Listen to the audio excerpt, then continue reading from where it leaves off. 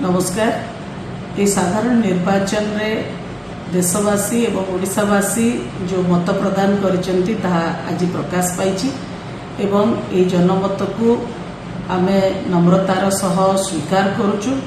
समस्त विजयी प्रार्थी को मो अभिनंदन जनाऊछि एवं विजु जनता दलर समस्त कर्मी एवं नेतृवृंद जो माने अक्लांत परिश्रम करिकरी एते संख्या रे ओडिशावासी भोट पाइले तांको मध्य धन्यवाद दौची।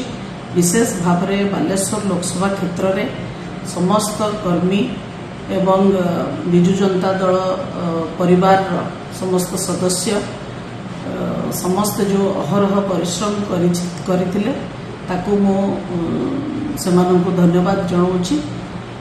विजु जनता दल सबुबले ओडिशावासी सेवारे निजकू दीर्घ 25 वर्ष हम नियोजित करिछि एवं आगकू मध्य करिबो। मु मध्य बालेश्वरवासी सेवारे निजकू नियोजित रखिबी एवं आगामी दिन में लोकों पाखरे पहुंची तांकर सुविधा असुविधा बुझिबी। आपण मानकर सहयोग पाई धन्यवाद। जय जगन्नाथ।